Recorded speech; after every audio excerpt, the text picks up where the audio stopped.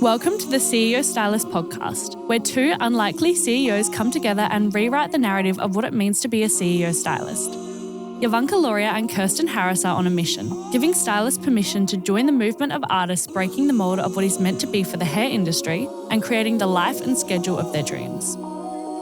Fast forward through many failed attempts and lessons learned in the process, it's time to level up the playing field. It's time to call BS on what's been done before. Yovanka and Kirsten are ready to share it all, defying the odds of the industry and teaching you how to do the same.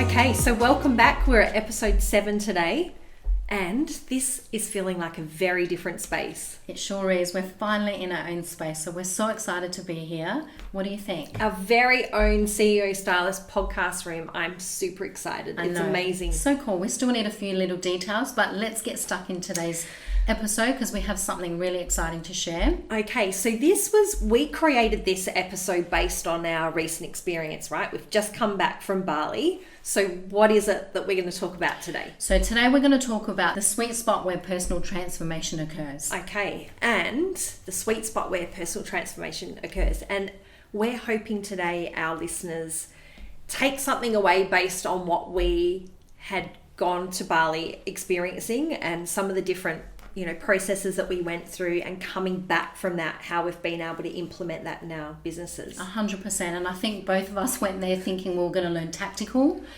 Yeah, and I thought I was going there to build a course. And it's so true because once, for me, I went there thinking that I was perfect because honestly, the past 4 years of building what I've been able to build, I had built it thinking with my logical brain, and my conscious brain is, what led me to where I was going. But it was really such a profound experience because it just goes to show there's always a different level to achieving something. Mm-hmm. It doesn't matter if you're in the right headspace, because I always thought personal development was more for, if you're not feeling right or you're not in a good space, but it really just goes to show that there's always a different level. So it was a month ago, right? It's about a month ago. Do you remember how we started? We walked into the room. We were staying in a villa. It was a live-in situation with, 7 other women. And powerful, so many high-level entrepreneurs. They were all there for their, own special journey. From all different parts. Yeah. And it was such a tight container. So we really didn't know what we were walking into. And I think, we quickly realised it was very much a personal journey as well. And I think also, the biggest takeaway was, having that resistance to having to keep working on yourself, because we just want to work on our business. I have flashback now where you were going, when do we get to the business part? When do we get to the business So part? what did we do day one? I can't even remember that far back. We really now. started off with setting the intention for why we were there, but it really rolled into a little bit of a deeper note on really understanding why we're there, working on ourselves, because the reality is, and it's so true, unless you keep working on yourself, you really can't work on your relationships or your business. And I think that was the biggest breakthrough, right off the bat, because again, you can always teach someone how to, but if you don't pare it down to what your blockers are, because I think at every level in business, whether you're at the beginning, the middle, at the end, you really set these parameters of, someone who, is in business, you really set parameters around, and I know I was doing this, around a high level of to-do list. And I think both of us realized very quickly getting into it, I think the first takeaway that they were speaking about is really doing a lot less. We're doing less and being able to create in stillness, breathwork and meditation. So when I first heard that, I was a little bit resistant because to me, and I think you probably felt the same, because stillness is something that totally freaked me out. It was beyond my comfort zone again, because I would always, say that I like having my own space, but in my own space, I was still always researching and learning something. I've never really given myself the space to be still, to be really left alone with my own thoughts. I can definitely relate to that because it was quite confronting. And we went through the breath work maybe twice a day. And I think our facilitator, he started us quite, at a low level breath work to ease us into what inevitably happened by day 3. We'll get to that in a minute. But for me, my resistance was I didn't think I could meditate because I've never been successful at it. Guided meditation, trying to do it myself. And my greatest lesson out of that was similar to yours, is it's okay to do nothing and just be with you. It's because you have to learn to trust yourself and your intuition. And I think, you know, again, as high level achievers, you get so caught up in that momentum of, I need to keep rolling with what's got me here this far. Yeah. But it was a big wake up call, and you know, you would say, just wait and see, because by the end of it, you'll get something out of this that you least expect. And like you said, on day 3 is when we had that transformational meditation. Yes. Which we'll get to. Yeah. But I think also, you know, within that framework, it was, you know, here's your intentions for the day. Here is a scope of, you know, creating a legacy for what you want to do. What are your gifts to the world? And it all ties into, you know, creating that space in a morning routine, which I think both of us have that morning routine where we both wake up early. Yeah. You know, and also speaking to a lot of people, they're always like, that's always the question that they ask me is, how do you do what you do? And every time I've always said, when I wake up early, you know, the response I get is, I couldn't do that. You know, but for me, I had to have that time for myself, but that time for myself was still very around, you know, still being tapped into the noise outside. I was still checking social media. I was still checking my emails. I was still getting things ready for the kids. So you thought that was your me time? I thought that was my me time. Because you weren't in the office doing the do or well, on the 100%. floor or, yeah. But really, like now, like this has been a big lesson for me, because now I've had to come back, and it really shook my foundation a little bit, or probably a lot. And I think part of the whole process, you know, because as we got deeper and deeper, we learned every day something deeper about ourselves that maybe wasn't working. So I think it's coming to that realization that you have to leave parts of yourself in order to reach that next level. So what I learned, and I don't think that this is any revelation by any means, that, you know, you had 9 women in a room. We didn't know each other. I mean, I knew you, but we absolutely didn't know anyone aside the facilitator and assistant. And everyone in that room had a story. Everybody had a backstory that held them back. 100%. Yeah. And when you look at all these girls on social media, you look at them and they're powerful, they're successful in their own right. Yeah. But everyone had the core fundamental, you know, thing, underlying current of what's really holding them back. And it was always the same thing. Everybody felt like they weren't enough. Everybody had a little bit of fear. Yeah. Everybody was a little bit, you know, unsure of what to go next, because I feel like with that to-do list, when you're creating all these purposes and you get to that goal, and it's always like, what's next? Yeah. What do I need to learn next? Yeah. What do I need to do? Which is fine, but it's also, you're not taking credibility or accountability for taking the time and the space to be like, you know, either you're going to be consuming of what's going on and then you stop creating. And I think for me, that was the biggest takeaway, because I got so caught up in consuming, and then you start to lose your own voice with that. And I think that's where that fear and also, you know, I guess second guessing yourself creeps in. And I feel like that was prevalent with everyone around. And it was so important the way that they delivered that, because that, you know, that alone for me, that stillness, I've been implementing it, you know, even though I don't get to do it every day, but I've been implementing it every second day or at least 3 times a week. And it's been a big game changer. So why do we unpack that? Like what? Because there'd be some listeners that have no clue what we're talking about. Some may have had some experience guided or self-guided meditation and stillness practice. So do you want to explain your experience with that and what it means? Here's why I think I was never able to meditate, because when they introduced it, there's a science behind it. Breathing is a science. It really is. It really is. Yeah. And I think I didn't give it enough credibility or enough time to really delve into it, because I just didn't. And like you, I've tried meditating and I'm like, like my brain wanders off. For sure. Tried guided meditation. But I think what happened with the breath work, it was really able to release some oxygen in the brain. Because we were focused on the breath work, focused on the breath work. And the music. I needed noise. If we had to do that in a silent room, I would have tapped out. I agree. But it was that breath work alone that I think allowed me the capacity to go to a place that I've never been able to go before. Do you think you meditated every time? Like you... Probably the transformational meditation was probably my biggest significant one. But within the other frameworks of the meditation, I saw the difference. put it that way. I was like, wow, this is something really special. Yeah, because the shorter ones, I think for me, because I don't believe I've ever successfully meditated, it then left me questioning, how do you know when you are? How do you know when you're in that space of stillness?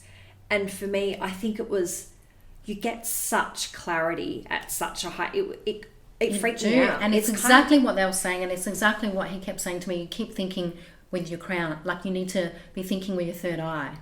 Because usually that's the logic, because all this is logical to, like, logic can't defy our experience, because it's feeling on a different way and tapping into something that most people will never use unless they're aware of it. Yeah.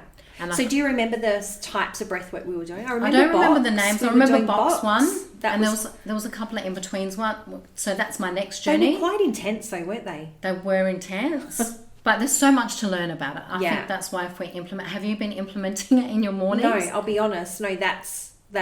And I think we're going to talk about that on another episode in terms of time management, but I haven't yet implemented that. And I'm not even going to give you a reason, because that's not who I am now. And this is the biggest thing for business owners and listening. And I think when they go away and they learn something, there's always that period where it's almost like you have a little mini breakdown before you have a breakthrough. Yeah. Because you're so conditioned into your daily habits, your daily routine, that you're like, wow, I need to rethink how I'm going to introduce this. And that's the key, is breaking what you've been doing. Yeah. To absolutely what you need to do.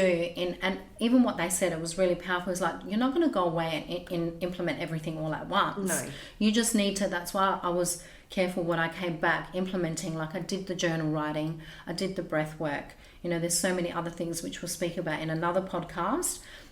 You know, we had to learn about our 3 key intentions or tasks that we need to do each day that's going to, you know, progress us forward to what our end legacy and our end goal is. I think that was really powerful for me, instead of spreading yourself thin across the board and trying to do, because busy doesn't always mean that busy is going to get you to your goals. Correct. Right? Yeah.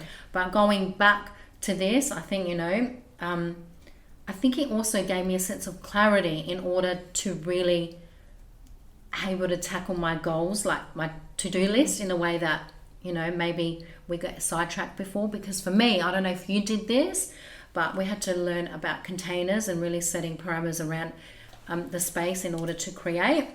And I was probably the same as you. I would get distracted if I was doing my to-do list and someone messaged or someone emailed. I was allowing that to filter in my container, and then getting sidetracked doing that, because it actually gets you off course. I think they were saying, you know, you lose 17 minutes or something, you know, doing what you're doing if you get distracted. Yeah. Right? So let's go back to the breath work. You love the breath work. Yeah, because that's what, I mean, this is what we want to really educate our listeners on. The breath work we did on day 3, which, so by this stage, we'd probably done 3 or 4 of them, hadn't we? So, that, you know, anywhere from 20 minutes to 50 minutes, I think, at that point. And we were given full warning about this other one. It was to be set up, we were to get comfortable, and everyone in that room had a different experience. And an hour and a half went by really quickly. Like, it was maybe more than an hour and a half. It was an hour and 50 minutes. We were down. We were very focused on our breath work. And that, I found that quite intense. I don't know if you remember your first reaction to it. I thought, I don't know if I'm going to hold the pace of the breath work. Because remember, we didn't know how long we were going to be under. I'll say under for. We didn't realize. We just were in complete trust. But it was a really interesting process, because initially I really panicked about the pace of it, going, am I going to be able to keep, because you remember it was quite intense, wasn't it? It really is. And that this one was absolutely guided. You have to do that style guided. But do you want to share what your experience in the transformational one was? Absolutely. So this is, and again, everyone had their own experience, but for me, I really went to a place. Now I realize what it is. Took me a little bit to unpack it, because it really shook me to the core. Remember, I was trembling, I was shaking, I was like, I thought I was having a stroke. I didn't know what was happening at that point, but it was obviously, you know, me having to release whatever was underlying. And I know for me, it comes, like, I don't have major trauma, but for me, it's just the, you know, the general limiting beliefs, the little bit of fear. So obviously, and I think for me, now that I think about it, it was me releasing parts of me that I've always been, you know, and that's why we're doing this podcast, because I've always been afraid to show up in a way because I was always worried, what people were going to think. So the fear of success. Well, the fear of, me hurting someone, because I've always been open and honest and transparent. Yeah. And that was always, I had to be put in a box. Right. Whether it was put in a box with my family, put in a box with people, you know how we're a rebel. I think outside the box. I think very different. So I think for me, that was a big release, to be like, I needed to get that out in order to reach a higher consciousness. Yeah. That I was resistant to, because I was like, I can keep functioning the way, what I'm doing.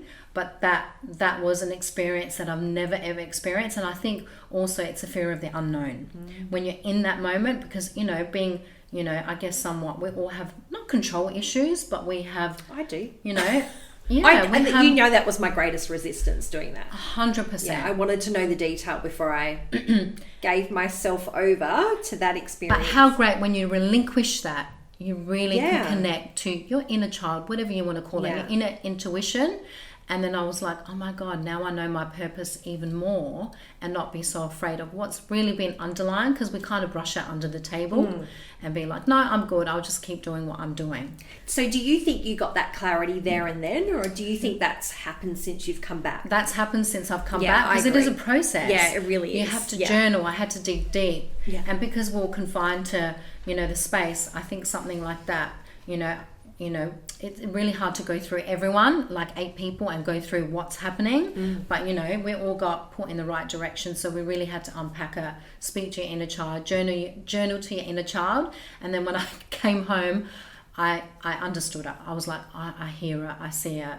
I had to go have a Reiki session, and then things came out in the Reiki, and it was basically exactly what they were saying. This is how you connect to that next level. This is how you end up, but like trusting you, trusting the process, and trusting yourself.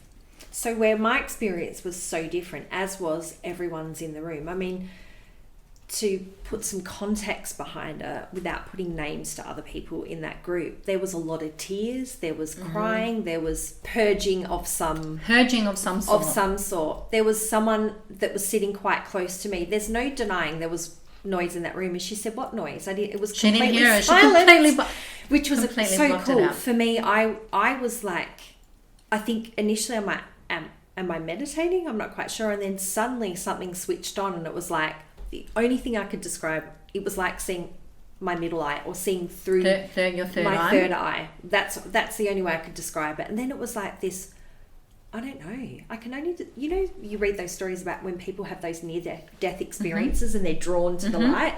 It's probably the only way I could describe it. It was like, what am I actually seeing here? I couldn't quite make it out. And that was the first time that you've ever seen that? Absolutely, to that so level. Powerful, isn't it? And I there was a moment where I thought, am I going to be able to get myself out of it? I wasn't in any danger by no means. I was completely in tune with the breath work, the guided breath work, and keeping up that pace as well. And I thank my fitness a little bit for that, I must say, because it was like, we burn a lot of calories that 100%. Night. I think he was saying like 500 or 600 calories in that kind of session. And then that's why it's called breath work. Yeah. And then really like getting that, I didn't know then. I didn't know what was going to come out of it. I know now, coming back and implementing it in your business, because I think that's important for everyone to know how and what value they can get out of this. What is the biggest takeaway in your business that you've changed from coming back from that experience? Oh, that's a good, well, it probably came from the other big thing that we did. So it wasn't directly the breath work, because as I've confessed, I'm not doing that. But do you remember the other thing that we did, where we had to write, we're so used to being in that situation where write your goals, write your 5-year plan. No, he wiped the slate on that, and he said, write your 100-year plan. And we're all sitting there going, well, it's not difficult to do the maths. None of us are going to be alive in 100 years. It's a legacy. And that, for me, that's what changed. That was the starting point of my mindset change, because I think that because of my background and the business that I took on that was so broken, I know in my heart of hearts I was never going to have that long term, because it was broken. It wasn't like, it was always a struggle, where this is my baby that I've created. No one else is responsible for doing the creative part, but that was my first lesson, going, what am I in business for? And then when you flip it and you think about that 100-year plan, it really, it's a legacy. What do you want to leave behind for your kids, for your movement? It really is creating a movement. How are you going to be able to serve people and show up? So it kind of adds a whole nother layer of it. Yeah, that was cool. I don't know how you found that 100%. experience. And we had to, and do you remember so we had to write that was word verbiage, and remember then we had to translate that into pictures, because we weren't, I don't remember sharing my 100-year vision apart from we had to stand up and show them pictures. So the symbols of the pictures was still a collection of your vision, but it was done in a symbol so you can have a clearer, like what did you think? Because we think in pictures. We think in pictures. That's why I got from that we think in pictures, therefore it probably lands a lot faster. And it's more believable than just the words. Just the words. And at first I was like, I can't draw. I can't draw. But once you get into it, then you're like, oh, this is actually really cool. When you look at it, because the symbols translate into a whole story, and you do see it in your head very, very different. Yeah, absolutely. I tell you my other big takeaway from the retreat in Bali, and as much as, we solve world's problems most mornings when we talk, but being in a room and being vulnerable amongst other people that we didn't know. And also we had to journal then share, which is we didn't share every time. Confronting, but it was very confronting. And there was a lesson for both the speaker and the receiver of that. So the speaker obviously is that fear of judgment. Does it sound okay? You had to get past that. But I think for the receiver, it was not judging and just holding space, because there was some, really 100%. Interesting outcomes from that.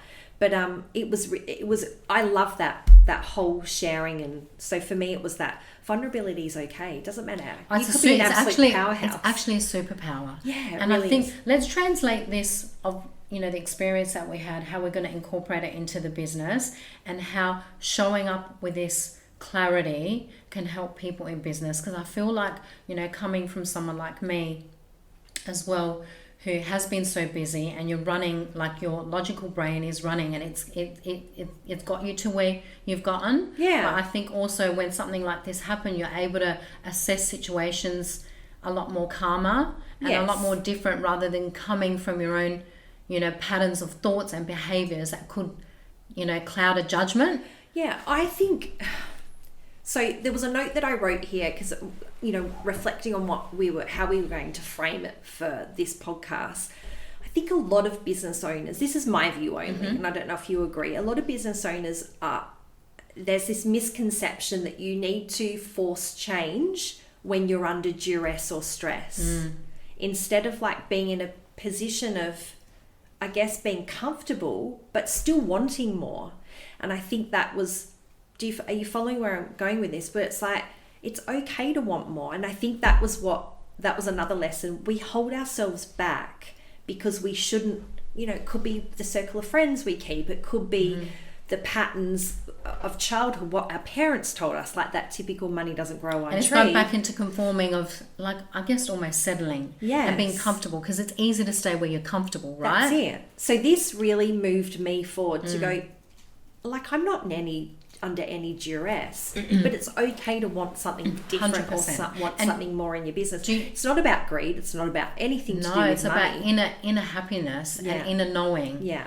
And I think also, we've spoken about this before, but every time you come back from working on yourself, it's really interesting what happens when you come back, because then you have to set boundaries with your family. You have to set boundaries with friends. You have to set boundaries. I know in the beginning I had to set boundaries with clients. And then that's really tricky, because when you come from a knowing, it's not aggressive. You end up being a lot more assertive, and people are going to drop off. That's why I always say, when you're learning something new, there's a shift, there's something that has to give and something that has to take. But otherwise you're going to revert, and you're going to what's that word? You're going to dissect or divert back to your old patterns. Absolutely. And then you're like, no, I'm just going to stay safe because it's going to upset someone. Yeah. That's it. And that's not what you want, because if you come through the other side of it, I think that's the biggest breakthrough as well. Once you come on the other side of it, you start learning how you're going to communicate it. And then once you communicate it properly, you end up getting an even better result. And then you're not so stressed out. And then everything, it's kind of like a ripple effect.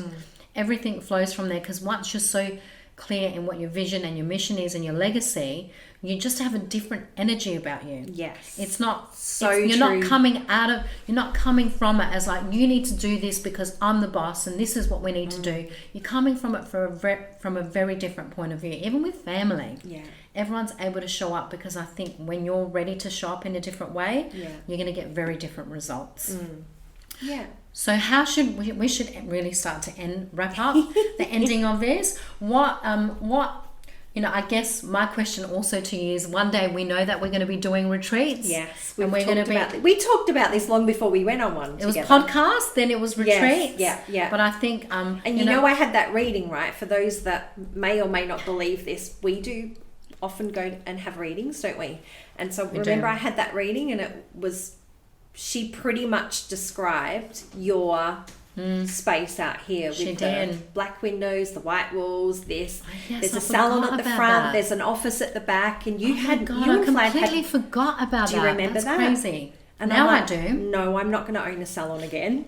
And she's talking about this space here, and she's talking about retreats. So that is crazy. How long ago? That was like 2 years ago, right? And there's no going back. Thanks, Alice. There's really no going back, because now that we've been able to tap into this, how could you not want to for other people? Yeah. And we're going to be the ones saying, we'll teach you the tactical things that will come, but first you need to strip it down. Don't be afraid to get outside your comfort zone.